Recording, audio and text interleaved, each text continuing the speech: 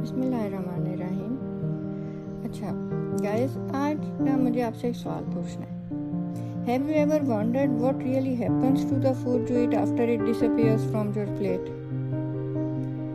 अच्छा, मसलन imagine every bite of food, whether it is a piece of lachha paratha, a plate of biryani और a spoonful of खीर। क्या है इसके अंदर? It is carrying tiny packets of stored energy, ठीक है? Or that energy is hidden within the electrons of the molecules that make up your food। अच्छा, लेकिन क्या होता है कि these electrons cannot simply walk into the cell's power plant and start making the energy, ठीक है? They just cannot walk on their own, ठीक है? अच्छा, तो फिर क्या होता है कि the body chooses two specialized energy couriers। और ये क्या है? ये कोरियर्स क्या है? कोरियर सर्विस चल रही है इधर, NAD+ और FAD। क्या होता है कि as the glucose is broken down during glycolysis, ठीक है, और प्लस इसमें आप सिट्रिक एसिड साइकिल को इससे अलग नहीं कर सकते, वो इसी की दो में, ठीक है।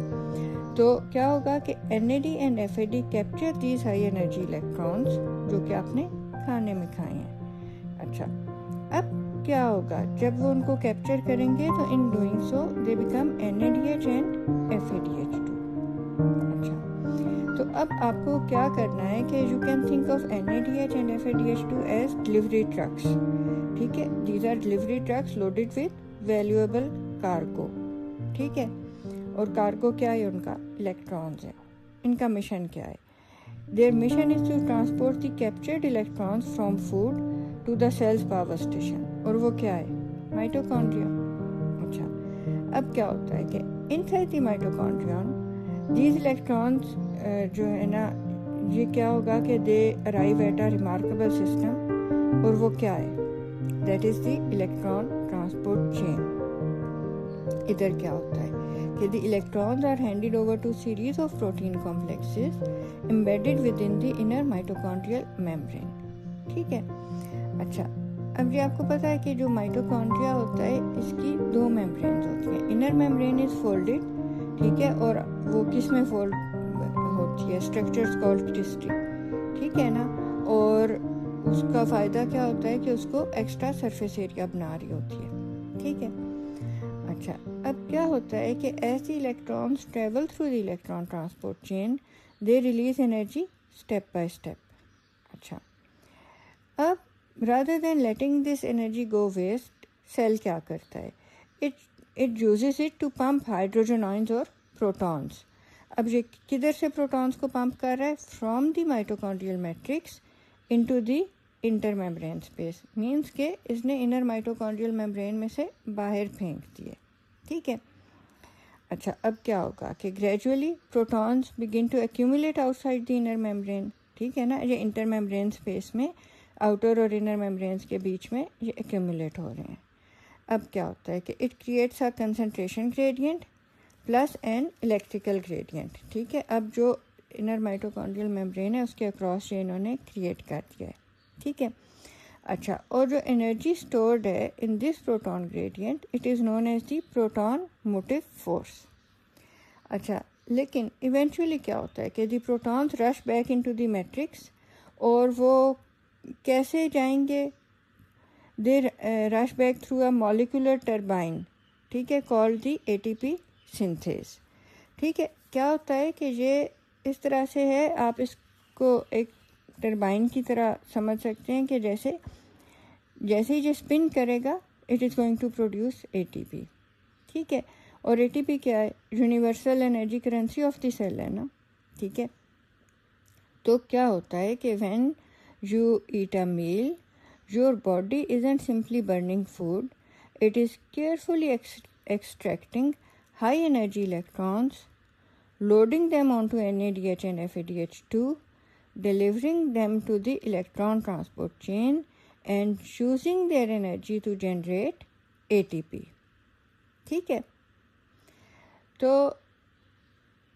अगर आप उसको रियल सेंस में देखें तो every movement you make Every thought you think and every heartbeat you experience is powered by electrons. ठीक है, और वो कौन से इलेक्ट्रॉन्स हैं? That once belong to your food on your plate. ठीक है. अच्छा, अब थोड़ा सा जूम इन करते हैं NADH और FADH2 पे. ठीक है. अभी तक आपने देखा है कि जो हमारे एनर्जी कॉरियर्स हैं NADH और FADH2, इन्होंने क्या किया है? They have delivered the high energy electrons they captured from food to the mitochondria. ठीक है. अब जो है ना ज़रा चीज़ें एक्साइटिंग हो रही हैं. क्या होगा कि आपने इमेजिन करना है कि इलेक्ट्रॉन ट्रांसपोर्ट चेन है ना, it is a series of increasingly attractive destinations for electrons. ठीक है. और इसका जो हर कॉम्प्लेक्स है, it is more eager to accept electrons than the one before it. ठीक है. अब जैसे जैसे इलेक्ट्रॉन्स जो हैं they are moving downhill through this energy staircase. ठीक है. वो क्या कर रहे हैं? They are releasing energy that the cell cleverly captures and stores. ठीक है. तो अभी रिकैप कर लेते हैं. मसलन लच्छा पराठा खाया या बिरयानी खाई या खीर खाई, सब में क्या है? पराठे में क्या है? मैदा है. मैदे में क्या है? स्टार्च है. राइस, खीर में भी राइस है, बिरयानी में भी राइस है, इसमें क्या है? स्टार्च है. ठीक है. स्टार्च जो है वो क्या होगा? आपके माउथ में क्या बनेगी? सिलाइवरी एमाइलेज से अल्फा डेक्सट्रिन्स. फिर ये आपके स्टमक में इसको कुछ नहीं होगा. और स्मॉल इंटेस्टाइन में क्या होगा? पेनक्रियाटिक एमाइलेज से ये बनेगी लिमिट डेक्सट्रिन्स, और छोटी हो गई. ये दोनों क्या थे? एंडोग्लाइकोसिडेजेस से. इन्होंने बीच बीच में से उसको तोड़ा. उसके बाद क्या होता है कि ब्रश बॉर्डर के एंजाइम्स हैं डाइसेकेराइडेजेस, और उन्हीं में ग्लूकोएमाइलेज है जो कि है ओलिगोसेकेराइडेज है, but it is classified in disaccharidases. ये क्या करेगा? इसको और ज़्यादा down to the level of tri और डाइसेक्राइड्स इसको ब्रेक डाउन करेगा. ये एक्सोग्लाइकोसिडेज है. ठीक है. उसके जो है एंड्स पे से उसको उसने हाइड्रोलाइज किया है. अब क्या होगा? सुक्रेज आइसोमाल्टेज कॉम्प्लेक्स और बाकी जो डाइसेक्राइडेजेस हैं वो सारी लिंकेजेस तोड़ देंगे. इनकी ब्रांच भी टूट गई सुक्रेज आइसोमाल्टेज कॉम्प्लेक्स से. बाकी भी जो लिंकेजेस हैं वो टूट गई और ये मोनोसेक्राइड्स बन गए थे. मोनोसेक्राइड्स ने क्या किया था? एब्जॉर्ब हुए थे. कैसे एब्जॉर्ब हुए थे? कि जो इंटेस्टिनल ब्रश बॉर्डर के सेल्स हैं उनके सर के ऊपर क्या लगे हुए थे? SGLT, sodium link glucose transporters. उनके पाँव में क्या लगा हुआ था? कॉन्ट्राल्यूमिनल साइड पे सोडियम पोटेशियम पंप्स. वो क्या कर रहे थे? सोडियम का ग्रेडियंट इस्टेब्लिश कर रहे थे. कैसे कर रहे थे? सोडियम बाहर फेंक रहे थे, पोटेशियम अंदर फेंक रहे थे. जो इंटेरोसाइट है उसके अंदर क्या हुआ था? सोडियम लो हो गई थी. उससे क्या हुआ था कि सोडियम जो है वो ल्यूमन में से डाउन इट्स कंसनट्रेशन ग्रेडियंट अंदर आई थी. किससे अंदर आई थी? SGLT से अंदर आई थी. किसका हाथ पकड़ के आई थी? ग्लूकोज को ले आई थी अंदर. ठीक है. और फिर जो ग्लूकोज है वो फैसिलिटेटेड डिफ्यूजन से ब्लड में कैसे गया था? कॉन्ट्राल्यूमिनल साइड पे या फिर इंटेरोसाइट के पाँव में आप कह लें GLUT2 लगे हुए थे. उनसे ये फैसिलिटेटेड डिफ्यूजन से ब्लड में आ गया. ब्लड में आ गया तो इसका ग्लाइकोलिसिस हुआ. ग्लाइकोलिसिस हुआ तो क्या था? 6 कार्बन ग्लूकोज था, वो 2 3 कार्बन पायरुवेट में टूटा था. फिर जो 2 3 कार्बन पायरुवेट थे वो 2 2 कार्बन एसिटाइल कोए में बने थे. फिर वो सिट्रिक एसिड साइकिल में गोल गोल घूमे थे. इस सारे प्रोसेस में क्या हुआ था? ग्लाइकोलिसिस जब हो रहा था तो एक NADH प्रोड्यूस हुआ था. सिट्रिक एसिड साइकिल में 3 NADH और एक FADH2 प्रोड्यूस हुआ था. ठीक है. और वो जो आपने खाना खाया था उसके जो इलेक्ट्रॉन्स हैं वो पहुंच गए थे इलेक्ट्रॉन ट्रांसपोर्ट चेन में. ठीक है. अब ज़रा इसको जूम इन करते हैं, क्योंकि अगर आपको ये मैं नहीं बताऊंगी तो आप अप्रिशिएट नहीं कर सकोगे कि ग्लाइकोलिसिस में ATP कितनी और कैसे जनरेट हो रही है. अब मसलन हम देख रहे हैं कि जो इसका कॉम्प्लेक्स 1 है ना, आप समझ लो कि वो एक जैसे, अब हम किसकी बात कर रहे हैं? इलेक्ट्रॉन ट्रांसपोर्ट चेन की. उसके हम कॉम्प्लेक्स 1 की बात कर रहे हैं. आप समझें कि ये एक टॉल प्लाजा है. ठीक है. इधर जो है ना इसकी जर्नी बिगिनस. अच्छा, क्या हुआ है कि NADH आया है. मैंने आपको बताया था कि ग्लाइकोलिसिस में 2 NADH बने हैं. ठीक है. अच्छा, तो NADH आया है. ठीक है. और आप सोचो कि ये it has arrived at the first checkpoint. ठीक है. और ये क्या कैरी कर रहा है? It is carrying a valuable package of electrons. अब कॉम्प्लेक्स 1 क्या करता है? It takes these electrons and converts NaDH back to NAD+, allowing it to return and collect more electrons from metabolism। ठीक है, अच्छा, अब जो इलेक्ट्रॉन्स उसने लिए हैं, as they pass through the complex 1 energy is released. अच्छा, तो rather than wasting this energy, ठीक है, वरना ये वेस्ट हो सकती थी एज हीट, लेकिन कॉम्प्लेक्स 1 क्या करता है? It uses it to pump 4 hydrogen ions या 4 protons from the matrix into the intermembrane space. ठीक है, तो आप देखें कि ये ऐसे है कि जैसे जो भी इलेक्ट्रॉन जो है ये इधर से गुजरा है, इट पेज अ टॉल। ठीक है, और जो टॉल मनी है that is use to pump protons uphill. ठीक है, क्या हुआ है? NaDH कॉम्प्लेक्स 1 पे पहुंचा है। ठीक है, वो उधर क्या बना हुआ था? एक टॉल प्लाजा बना हुआ था। ठीक है, ये क्या लेके जा रहा था? इलेक्ट्रॉन्स लेके जा रहा था। कॉम्प्लेक्स 1 ने क्या किया है? इसको चपेट मारी है और इसके इलेक्ट्रॉन्स ले लिए, और ये बेचारा इतना परेशान हुआ है, इसका NAD+ बन गया है NaDH से, और उसको कहे जाओ वापस और इलेक्ट्रॉन लेके आओ। ठीक है, और जो फिर इसको एनर्जी मिली है उन इलेक्ट्रॉन्स के साथ, उससे इसने कॉम्प्लेक्स 1 ने 4 हाइड्रोजन आयंस या 4 प्रोटॉन्स पंप कर दिए इंटरमेम्ब्रेन स्पेस में। अच्छा, जो कॉम्प्लेक्स 2 है ना, वो बहुत स्पेशल है। ठीक है, क्यों? क्योंकि ये TCA साइकिल का भी एंजाइम है, सक्सीनेट डिहाइड्रोजनेस। ठीक है ना। अच्छा, तो जो सारे इलेक्ट्रॉन्स हैं ना, वो इस गेट से एंटर नहीं हो रहे हैं। ठीक है, तो जो इलेक्ट्रॉन्स हैं ना which are carried by FADH2, ठीक है, ये इधर से एंटर हुए हैं। ठीक है, किधर से एंटर हुए हैं? कॉम्प्लेक्स 2 से। ठीक है, अच्छा, अब ये आपको बता दिया है मैंने कि ये यूनिक है। क्यों? क्योंकि ये सिट्रिक एसिड साइकिल का भी पार्ट है। ठीक है, अच्छा, लेकिन एक और इम्पॉर्टेंट डिफरेंस भी है कि unlike complex 1, complex 2 does not pump any hydrogen ions. ठीक है, इसके पास इतनी एनर्जी नहीं बची कि ये हाइड्रोजन आयंस को भी पंप करता। ठीक है, तो अब FADH2 को 2 नुकसान हो गए हैं। एक तो क्योंकि इसने बाईपास किया है कॉम्प्लेक्स 1, ये डायरेक्ट कॉम्प्लेक्स 2 पे आया है। ठीक है, तो इस वजह से जो 4 प्रोटॉन्स उधर पंप हुए थे वो तो इसके हिस्से में नहीं आए। ठीक है, तो यही वजह है कि जो FADH2 है it contributes less to ATP production. ठीक है, आपने सुना होगा कि इट जनरेट्स 1.5 ATP। ठीक है, compared with approximately 2.5 ATP from NADH। ठीक है, अच्छा, फिर अभी तक हमने क्या किया कि कॉम्प्लेक्स 1 हमने देख लिया, उसमें सिर्फ NADH आया है, और कॉम्प्लेक्स 2 में देखा उधर FADH2 आया है। अब क्या होता है? अब जो इलेक्ट्रॉन्स हैं ना, उनको एक शटल सर्विस चाहिए, और वो क्या है? Coenzyme Q। ठीक है, तो जो इलेक्ट्रॉन्स अब जा रहे हैं इलेक्ट्रॉन ट्रांसपोर्ट चेन में, वो किधर से आ रहे हैं? कॉम्प्लेक्स 1 से भी आ रहे हैं, कॉम्प्लेक्स 2 से भी आ रहे हैं। कॉम्प्लेक्स 1 में कौन से हैं? NADH वाले। कॉम्प्लेक्स 2 में कौन से हैं? NADH वाले भी गुजर रहे हैं उधर से, प्लस FADH2 वाले भी आ गए हैं। ठीक है, तो अब क्या होगा कि जो इनकी शटल सर्विस है वो क्या है? कोएंजाइम Q है।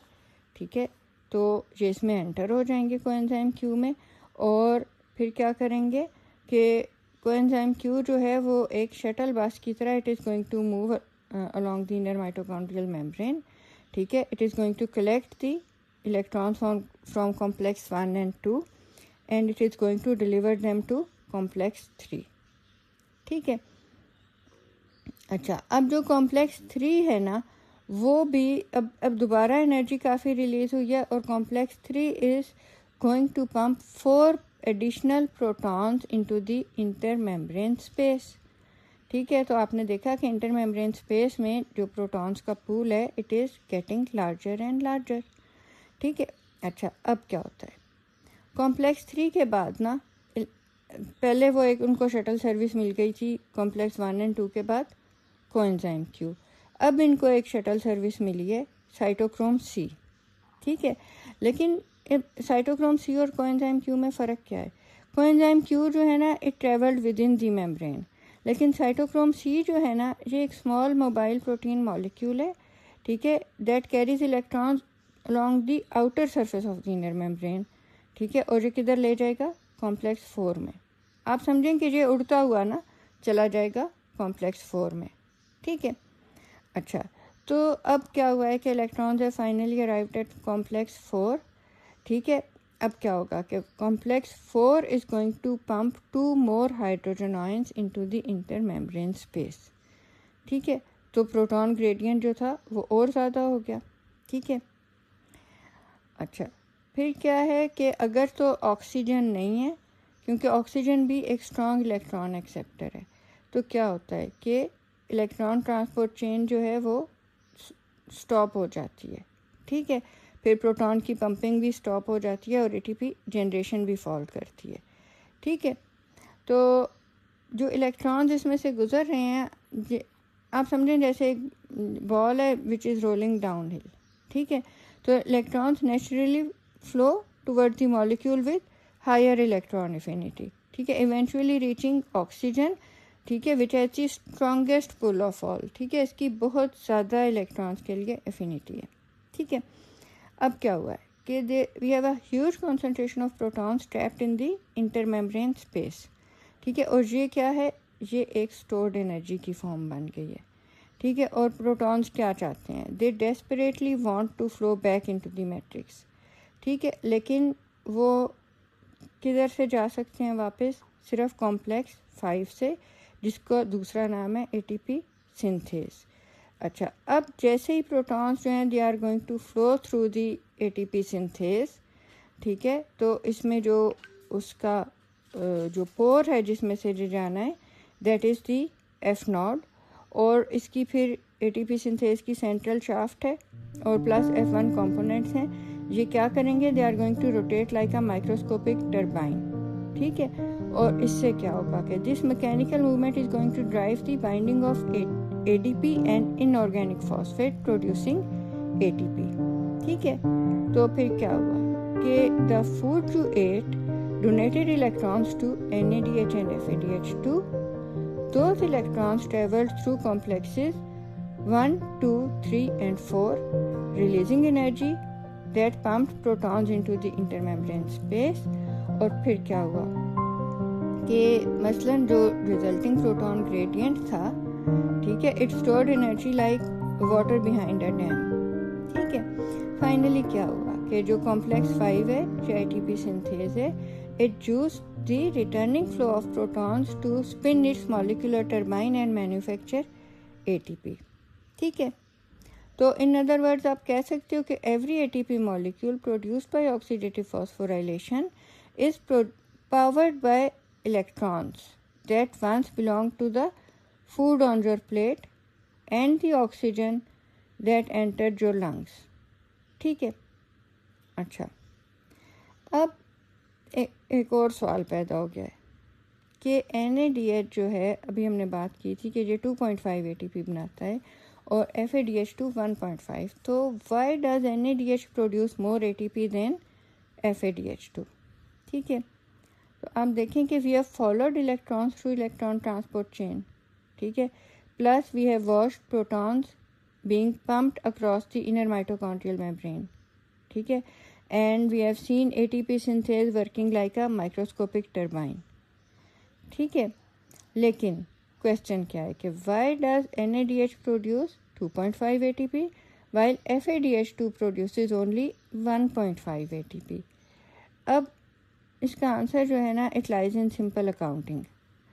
आप देखें कि आप ऐसा करें कि think of the electron transport chain as a company that pays protons as wages whenever electrons pass through the certain complexes, ठीक है। तो हम स्टार्ट ले लेते हैं NADH से, ठीक है। अब क्या होगा कि NADH enters complex 1, as it moves, तो क्या होगा कि complex 1 क्या करेगा, it is going to pump 4 protons into the intermembrane space, ठीक है। उसके बाद क्या होगा, the electrons then continue to the complex 3 which pumps another 4 protons, ठीक है। Finally they reach complex 4 which pumps 2 more protons. ठीक है, तो for every NADH molecule the total number of protons pumped is 4 plus 2 equals 10 protons. अच्छा, अब जरा FADH2 को देख लें. FADH2 takes a shortcut and enters directly at complex 2. ठीक है, sounds convenient. अच्छा, but there's a catch. Complex 2 does not pump any protons. ठीक है, it's like entering a highway after the first toll booth. ठीक है, अब क्या हुआ है कि you save a stop but you miss out an important thing. मसलन you miss out the work being done there. ठीक है, तो क्या होता है कि FADH2 misses the 4 protons that have been pumped by the complex 1. ठीक है, तो अब जो इसके प्रोटॉन्स जो इसके इलेक्ट्रॉन्स हैं, ठीक है, अब वो सिर्फ कंट्रीब्यूट कर रहे हैं to proton pumping through complex 3 and 4. That means 4 protons from complex 3 plus 2 protons from complex 4, तो कितने हो गए? 6 protons. ठीक है, तो क्या हमने देखा कि NADH contributes 10 protons while FADH2 contributes only 6 protons. ठीक है, तो अब ज़रा हम देख लेते हैं कि how those protons are converted into ATP. ठीक है, तो आप समझें कि जैसे जो ATP सिंथेज है ना, it is a revolving door powered by incoming protons. ठीक है, और ये पता है, रिसर्च हैज़ शोन कि 4 protons are required to produce and export 1 ATP molecule. कैसे? 3 protons drive the rotation of the ATP synthase itself. ठीक है, while approximately 1 additional proton is needed for phosphate transport. ठीक है, and ATP formation process. ठीक है, तो इससे क्या पता चला कि 10 protons from NADH divided by 4 protons per ATP equals 2.5 ATP, और 6 protons from FADH2 divided by 4 protons per ATP equals 1.5 ATP. ठीक है, एंड आपने फिर देखा कि that's why NADH is considered more valuable in electron carrier. ठीक है, अगर आप एनर्जी पर्सपेक्टिव से देखें तो NADH ज़्यादा वैल्यूएबल है. ठीक है, अच्छा, और अब एग्जाम्पल क्या है? अगर आपको सिर्फ एक चीज़ याद रखनी है ना, ठीक है, तो आप क्या याद रखें कि NADH enters complex 1 and pumps 10 protons overall. ठीक है, producing 2.5 ATP. FADH2 bypasses complex 1, pumps only 6 protons overall and produces about 1.5 ATP. ठीक है, अब ये जो डिफरेंस है ना, it is not because the electrons are different. Difference क्या है कि FADH2 misses complex 1 and therefore contributes less to proton gradient that ultimately powers the ATP synthesis. ठीक है, तो in the world of oxidative phosphorylation ना क्या होता है कि the size of proton gradient determines the size of the ATP paycheck. ठीक है,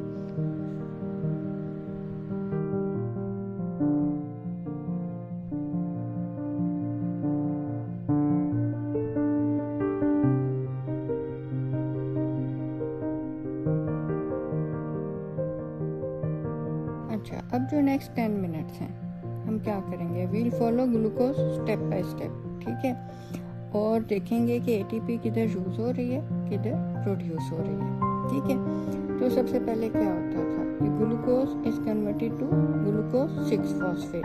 ठीक है, ये रिएक्शन जो है ये एनर्जी इन्वेस्टमेंट फेज था. क्या होता था कि एक मॉलिक्यूल ऑफ ATP जो है वो इसमें यूज़ होता था. ठीक है, और वो क्या बन जाता था? ADP. ठीक है, एंजाइम कौन सा था? Hexokinase in almost all the tissues of the body, या फिर ग्लूकोकाइनेज जो कि प्रेजेंट होता है इन द लिवर और पेनक्रियाटिक बीटा सेल्स. अच्छा, तो एक इसने ATP खा ली. अब क्या होगा कि ग्लूकोज 6 फॉस्फेट इज आइसोमराइज जो है we are going to reach the committed and rate limiting step of glycolysis. उसमें क्या होता था कि fructose six phosphate is converted to fructose one six bisphosphate. Enzyme क्या था? फॉस्फोफ्रुक्टोकाइनेज 1 या PFK1। इधर क्या होता था? Another ATP molecule is consumed. ठीक है, तो ये हो गया second energy investment step of the glycolysis. ठीक है, इसने एक और ATP खा लिया, मतलब 2 ATP खा चुका है अभी तक।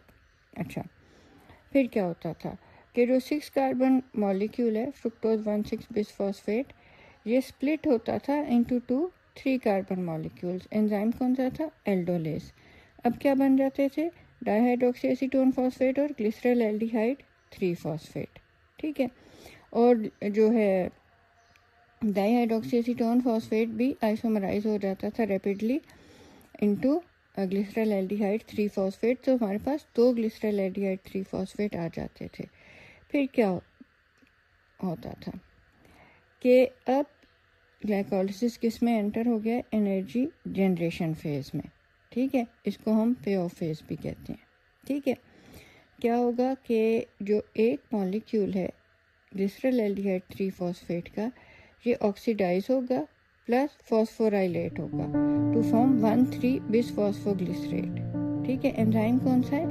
Glycerol aldehyde three phosphate dehydrogenase. लेकिन क्या है कि this is the aha moment. क्यों?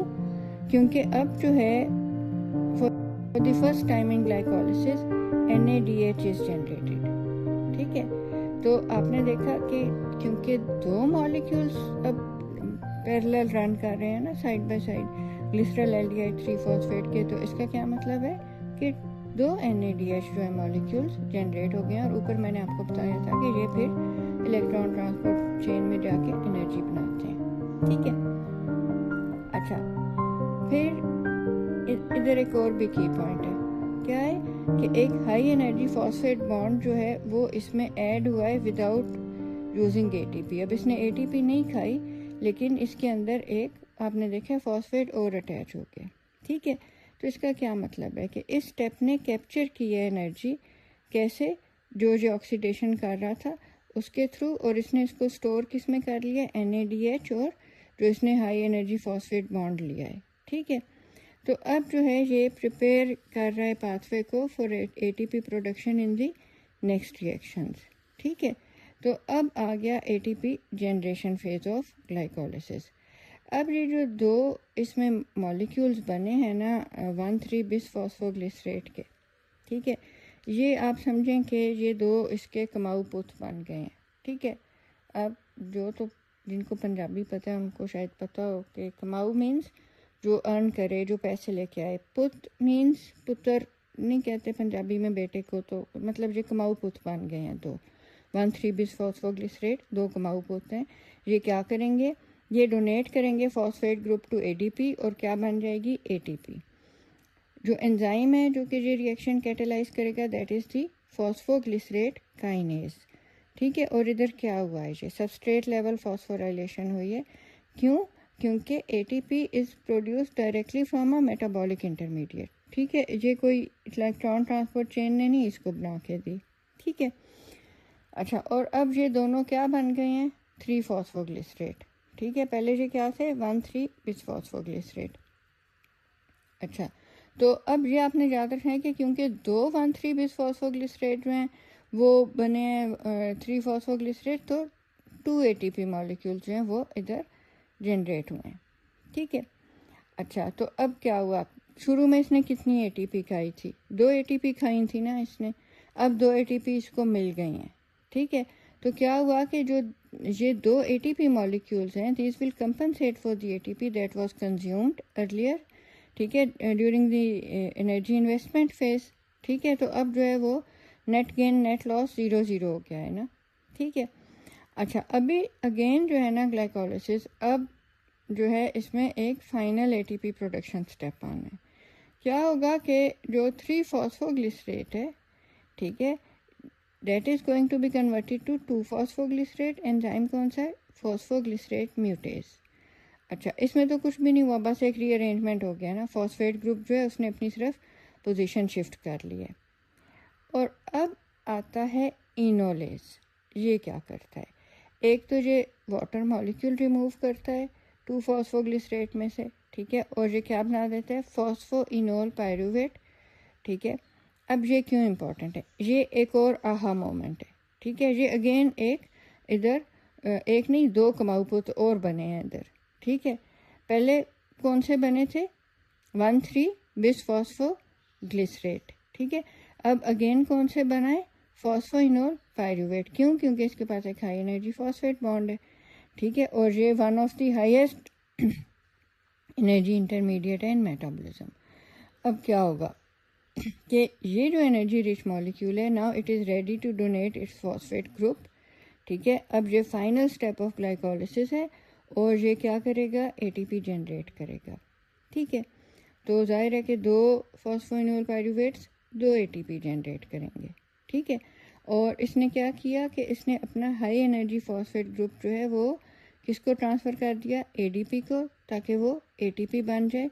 एंजाइम कौन सा है, पायरूवेट काइनेज। और अगेन ये क्या हुई है, सबस्ट्रेट लेवल फॉस्फोराइलेशन। ठीक है, और ये कब बनेगा, एरोबिक कंडीशंस में, जब ग्लाइकोलिसिस चल रहा है। तो पायरूवेट जो है that is the final product. ठीक है, और अब हम देखते हैं कि जो NADH वाली कहानी थी, that is not that simple. ठीक है ना, फिर आपने देखा कि जो ओवरऑल ग्लाइकोलिसिस है इसने क्या किया है, इन्वेस्ट किए हैं 2 ATP, प्रोड्यूस किए हैं 4 ATP, तो नेट गेन हो गया 2 ATP पर glucose molecule in addition to NADH molecules form हुए। ठीक है, लेकिन अब इधर एक मसला आ गया, जो NADH है ना जो कि ड्यूरिंग द ग्लाइकोलिसिस प्रोड्यूस हुआ है, वो किधर प्रोड्यूस हुआ है, it is produced in the cytosol. ठीक है, अच्छा, अब मसला क्या है कि it can not cross the inner mitochondrial membrane. ठीक है, ये NADH इनर माइटोकॉन्ड्रियल मेम्ब्रेन नहीं क्रॉस कर सकता, तो ये जाके एनर्जी कैसे बनाएगा।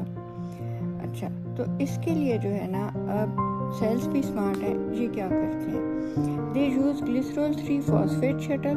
ठीक है, पहले एक और भी शटल यूज करते हैं, मैलेट एस्पार्टेट, लेकिन पहले हम इसको ले लेते हैं, ग्लिसरॉल 3 फॉस्फेट शटल। ठीक है, ये क्या कर रही है, it is going to transfer its reducing power into the mitochondria. ठीक है, कैसे कि साइटोसोल में NADH क्या करेगा कि it is going to donate its electrons to dihydroxyacetone phosphate. ठीक है, वो कहेगा कि जी आप अंदर पहुंचा दो, मैं तो नहीं जा सकता, आप मेरे इलेक्ट्रॉन्स अंदर पहुंचा दो। ठीक है, अच्छा, जब NADH जो है it is going to donate electrons to the dihydroxyacetone phosphate, तो ये क्या बन जाएगा, फिर इलेक्ट्रॉन्स लेके ये बन जाएगा ग्लिसरॉल 3 फॉस्फेट। एंजाइम कौन सा है, ग्लिसरॉल 3 फॉस्फेट डिहाइड्रोजिनेज। अच्छा, अब क्या है कि glycerol 3 phosphate is going to carry these electrons to through the inner mitochondrial membrane, ये इजीली क्रॉस कर लेता है। ठीक है, अच्छा, तो ये जो है ना, ये स्मगल कर रहा है, जैसे इसने खा लिया इलेक्ट्रॉन्स और अब ये इनको लेके जा रहा है। ठीक है, अच्छा,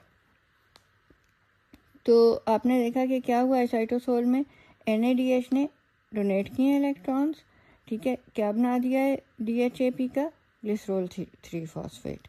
किसने बनाया है, साइटोसोलिक ग्लिसरॉल 3 फॉस्फेट डिहाइड्रोजिनेज ने। ठीक है, और ये फिर इसने क्रॉस कर लिया इनर माइटोकॉन्ड्रियल मेम्ब्रेन।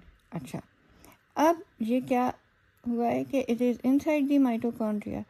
उधर क्या होता है कि माइटोकॉन्ड्रियल ग्लिसरॉल 3 फॉस्फेट डिहाइड्रोजिनेज है, ये क्या करेगा कि इसके इलेक्ट्रॉन लेगा, ठीक है, और उनको ट्रांसफ़र कर देगा टू FAD। FAD इलेक्ट्रॉन्स लेके क्या बन जाएगा, रिड्यूस हो जाएगा, FADH2 बन जाएगा। ठीक है, और वो फिर आगे से किसको दे देगा इलेक्ट्रॉन्स, कोएंजाइम Q को, जो कि वो फिर आगे उसको बाकी जो कॉम्प्लेक्सेस हैं सेल में इलेक्ट्रॉन ट्रांसपोर्ट चेन के, उसमें वो आगे ट्रांसफ़र होते जाएंगे। ठीक है, अब इसमें एग्ज़ाम गोल्ड क्या है, आप देखेंगे ये जो शटल है ना, इसने कॉम्प्लेक्स 1 को बाईपास कर दिया है। ठीक है, क्योंकि जो इलेक्ट्रॉन्स हैं ये एंटर हुए हैं थ्रू FAD, ठीक है, और कोएंजाइम Q। ठीक है, अब ये जो कॉम्प्लेक्स 1 था जो कि NADH डिहाइड्रोजिनेज है, वो तो बाईपास हो गया है। ठीक है। अब कॉम्प्लेक्स 1 जो है वो 4 प्रोटॉन्स भी पंप करता था, तो वो स्किप हो गया है। ठीक है, तो इसका क्या मतलब है कि बेशक ये NADH था, ठीक है, लेकिन अब जो ATP है वो थोड़ी प्रोड्यूस होगी। ठीक है, हमने क्या बात की थी कि NADH 2.5 ATP प्रोड्यूस करता था और FADH2 1.5, लेकिन इधर जो है ये 1.5 ATP पर साइटोसोलिक NADH जो है वो प्रोड्यूस हो रही है instead of the usual 2.5 ATP। ठीक है, अच्छा, फिर हम देखते हैं कि सिर्फ यही शटल नहीं है। ठीक है, हार्ट और लिवर में जो है ना ये कैसे स्मगल होता है NADH इनटू द माइटोकॉन्ड्रिया। इधर जो है there is the malate aspartate shuttle.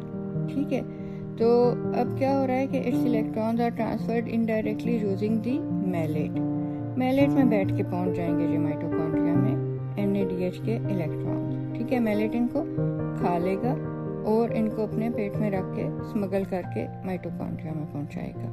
ठीक है, अच्छा, तो किस तरह से मैलेट बनेगा? साइटोसोल में ऑक्सैलो एसीटेट है। ठीक है, it is going to accept electrons from NADH। ठीक है, वो कहेगा कि मैं आपके इलेक्ट्रॉन्स पहुंचाता हूँ माइटोकॉन्ड्रिया में। ठीक है, तो एंजाइम कौन सा है? Cytosolic malate dehydrogenase. ठीक है, उसने क्या बना दिया? ऑक्सैलो एसीटेट का मैलेट बना दिया और अब इसके पेट में इलेक्ट्रॉन्स हैं। Malate can cross the inner mitochondrial membrane. ठीक है, इसका अपना ट्रांसपोर्टर होता है, ये आ जाएगा। अच्छा, अब ये जब माइटोकॉन्ड्रिया में आ गया है तो उधर माइटोकॉन्ड्रियल मैलेट डिहाइड्रोजिनेस है। ठीक है, वो क्या करेगा? मैलेट को दोबारा ऑक्सैलो एसीटेट बना देगा और NADH जो है वो प्रोड्यूस करेगा, NAD प्लस प्रोड्यूस करेगा NADH। ठीक है, अच्छा, तो अब जो ऑक्सैलो एसीटेट बना है ना वो अब माइटोकॉन्ड्रिया में से कैसे निकलेगा? वो एस्पार्टेट बन के निकल जाएगा ट्रांसएमिनेशन रिएक्शन से। अच्छा, लेकिन हम अभी किस पे फोकस कर रहे हैं? NADH पे। ठीक है, अब ये माइटोकॉन्ड्रिया में NADH पहुंच गया है। ठीक है, it is going to donate its electron to the complex 1 of the electron transport chain. ठीक है, अच्छा, तो अब क्या हुआ है कि अब इधर कॉम्प्लेक्स 1 बाईपास नहीं हुआ। ठीक है, तो इसका क्या मतलब है कि फुल एनर्जी यील्ड ऑब्टेन होगी। ठीक है, दैट इज 2.5 ATP पर NADH। ठीक है, अच्छा, तो इसमें अब हाई यील्ड फैक्ट्स क्या हैं? ठीक है, हम क्या देखेंगे इसमें कि जो इसकी ATP प्रोडक्शन की समरी है विद 2 शटल सिस्टम्स। ठीक है, और हम किसके कॉन्टेक्स्ट में देख रहे हैं? ग्लाइकोलिसिस के। ठीक है, एनर्जी इन्वेस्टमेंट फेज में क्या हुआ था? 2 ATP कंज्यूम हुए थे। ठीक है, एक जो है वो हेक्सोकाइनेज या ग्लूकोकाइनेज ने कंज्यूम किया था, दूसरा फॉस्फोफ्रुक्टोकाइनेज ने कंज्यूम किया था। पे ऑफ फेज में क्या हुआ था? ग्लाइकोलिसिस ने जनरेट की थी 4 ATP। कैसे की थी? सबस्ट्रेट लेवल फॉस्फोराइलेशन से की थी। ठीक है, प्लस 2 NADH प्रोड्यूस हुए थे। ठीक है, तो 2 NADH प्रोड्यूस हुए थे, तो इतनी लुडियाँ डालने की ज़रूरत नहीं है क्योंकि NADH जो है वो जा नहीं सकता, वो तो इनर माइटोकॉन्ड्रियल मेम्ब्रेन क्रॉस ही नहीं कर सकता। ठीक है, तो उसके लिए फिर हमने देखा था कि उसको शटल्स चाहिए थी। ठीक है, वो किसी ना किसी शटल के सहारे, जिस तरह से जो आपके स्केलेटल मसल्स हैं, वाइट फाइबर्स हैं, तो उधर ये क्या हो रहा है? ग्लिसरॉल 3 फॉस्फेट शटल है। ठीक है, क्या होगा कि जो भी साइटोसोलिक NADH है इसने यील्ड की है 1.5 ATP। क्यों? ये तो NADH है, इसको तो 2.5 करनी चाहिए थी, क्योंकि जो इलेक्ट्रॉन्स थे जो कि ग्लिसरॉल 3 फॉस्फेट ने स्मगल किए हैं इनटू द माइटोकॉन्ड्रिया, उसने बाईपास कर दिया है कॉम्प्लेक्स 1 को, और ये फिर किस लेवल पे एंटर हुए हैं? कॉम्प्लेक्स 2 के लेवल पे। ठीक है, और क्या इन्होंने किया है? जो FAD है उसका FADH2 बनाया है और फिर जो है आगे से ट्रांसफ़र किए कोएंजाइम Q को, और वो फिर आगे चलते गए। ठीक है, तो अब इधर एक NADH ने कितनी ATP बनाई है? 1.5। तो आए तो 2 NADH है ना, तो 2 ने कितनी बना दी? 3 ATP। ठीक है, अच्छा, और प्लस जो आपने 4 ATP बनी है इन डायरेक्टली ग्लाइकोलिसिस में, उसको आप ऐड करें तो टोटल हो गई 7 ATP। अब जो आप इसमें से सब्सट्रैक्ट करें, जो शुरू में 2 ATP जो है वो कंज्यूम हुई थी, तो नेट यील्ड कितनी हो गई? 5 ATP पर ग्लूकोज मॉलिक्यूल। ठीक है, लेकिन ये हम अभी सिर्फ ग्लाइकोलिसिस की एनर्जी यील्ड ले रहे हैं। ठीक है, आगे अगर हम complete oxidation of glucose to carbon dioxide and water करें ना, तो उसमें फिर हमें PDH कॉम्प्लेक्स की भी लेनी पड़ती है और पूरे TCA साइकिल वाले जो 3 NADH हैं और FADH2 होते हैं उनकी भी लेनी पड़ती है। ये सिर्फ ग्लाइकोलिसिस की बात हो रही है।